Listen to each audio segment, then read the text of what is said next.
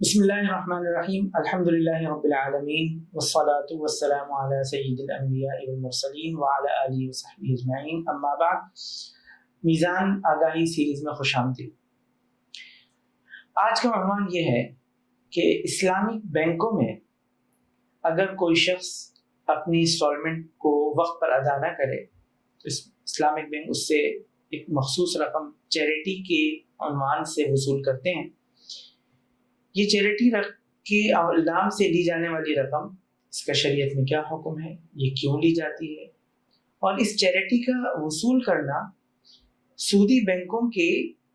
Penalty amount से कैसे मुख्तलिफ है। तो सबसे पहली बात जो कि हम सबको समझनी है वो ये है कि सूदी बैंकों का मामला और इस्लामिक बैंकों का मामला बिल्कुल मुख्तलिफ है।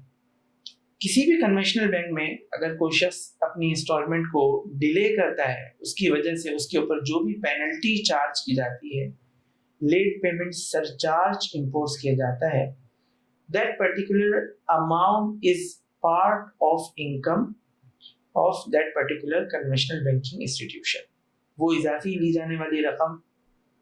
उस बैंक की आमदनी शुमार की जाती है। जबकि इस्लामिक बैंक में अगर कोई शख्स ताखीर करता है तो उससे जब भी चैरिटी के नाम से जो भी रकम ली जाती है वो चैरिटी की रकम इस्लामिक बैंक की आमदनी में शुमार नहीं की जाती। ये एक बहुत बड़ा फ़र्क है जो कि हमें समझना चाहिए। दूसरी बात जो समझने की है वो बहुत इम्पोर्टेंट है, वो ये है कि ये चैरिटी की रकम क्यों लगाई जाती है। देखिए, इस्लामिक बैंकों के अंदर डिपॉजिटर्स और बैंक का ताल्लुक आपस में मुजारबा की बुनियाद पर होता है। डिपॉजिटर्स अरबाबुल अम्वाल कैपिटल प्रोवाइडर्स की कैपेसिटी में होते हैं और बैंक उसका वर्किंग पार्टनर मुजारिब मैनेजर की कैपेसिटी में उस पैसे को इन्वेस्ट करता है। अगर कोई शख्स या एक ग्रुप ऑफ कस्टमर्स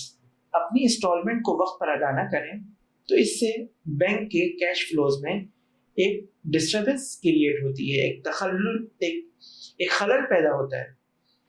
और बैंक के लिए ये दुश्वारी पेश आती है कि वो अपने डिपॉजिटर्स को शायद वक्त पर प्रॉफिट अदा करने में बैंक को मुश्किल पेश आए। अपने तमाम कस्टमर्स को इंस्टॉलमेंट वक्त पर अदा करने का पाबंद बनाने के लिए और उनके अंदर एक डिसिप्लिन पैदा करने के लिए उलमा इकराम ने इस बात की इजाज़त दी और ये इजाज़त फ़ुक़हा इकराम रहमहुमुल्लाह जो पुराने फ़ुक़हा हैं उनकी किताबों से और उनकी नुसूस से इसकी इजाज़त मिलती है कि अगर कोई शख्स अपने ऊपर एक अंडरटेकिंग ले ले, इल्तिज़ाम कर ले कि अगर मैंने वक्त पर अदा नहीं की, अगर मैंने इंस्टॉलमेंट वक्त पर अदा नहीं की तो मैं इस बात को अपने ऊपर लाजिम करता हूँ कि मैं इतनी रकम चैरिटी की मद में अदा करूँगा, तो इसकी फ़ुक़हा किराम रहमहुल्लाह ने इजाज़त दी है। उसी एनालॉजी को यहाँ पर अप्लाई किया गया और अप्लाई करके अपने कस्टमर्स को डिसिप्लिन रखने के लिए वक्त पर इंस्टॉलमेंट अदा करने का पाबंद बनाने के लिए उनसे ये कहा गया है कि वो अपनी फाइनेंसिंग की ट्रांजैक्शंस के साथ एक अंडरटेकिंग भी सबमिट कराएं ताकि उनको ये बात याद रहे कि मैंने वक्त पर इंस्टॉलमेंट अदा करनी है। अगर मैंने बगैर किसी वजह के, बगैर किसी उज़्र के डिले किया तो उस डिले की वजह से मुझे अपने ऊपर लाजिम की जाने वाली अंडरटेकिंग और इल्तिज़ाम की वजह से मेरे ऊपर ये सदका करना लाजिम हो। And the last very important point, अगर कोई शख्स कस्टमर किसी तौर पर इस वजह के तौर पर ये बात सबमिट कर देता है कि मेरा ताखीर करने के लिए एक वैलिड रीज़न मौजूद है, मिसाल के तौर पर स्मार्ट लॉकडाउन, कोविड-19 जिसके अंदर बिजनेस लॉकडाउन था, अगर वो शख्स ये कहता है कि due to this reason I was unable to submit और deposit my instalment on time, तो अगर कोई किसी माकूल उज़्र की वजह से ऐसा लॉजिकल रैशनल जो एक्सेप्टेबल हो due to with some evidence, अगर कोई ऐसा लॉजिकल रीजन सबमिट करता है तो इस्लामिक बैंक उससे किसी चैरिटी का मुतालबा नहीं करता। मैं उम्मीद करता हूँ कि इन 3 बातों से ये बात वाज़ेह हो गई होगी کہ کنونشنل بینک جب پینلٹی یا لیٹ پیمنٹ سرچارج لیتے ہیں تو وہ ایک ایسی رقم ہے جو کہ قرض پر اضافہ ہے اور بہت سارے مواقع کے اوپر وہ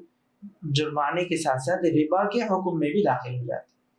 اور اسلامک بینک اگر کسی لیٹ پیمنٹ کی وجہ سے کسی چیریٹی کا مطالبہ کرتے ہیں تو وہ ایک تو کسٹمر کی انڈر ٹیکنگ کی وجہ سے اس کا مطالبہ کیا جاتا ہے اور اس کو آڈیٹڈ اکاؤنٹ سے ویریفائی کیا جا سکتا ہے کہ اس رقم کو صدقہ کیا گیا ہے اور خیراتی مصارف میں چیریٹیبل انسٹیٹیوٹس میں اس کو تنظیم کیا گیا ہے۔ جزاکم اللہ خیرا۔ السلام علیکم ورحمۃ اللہ وبرکاتہ۔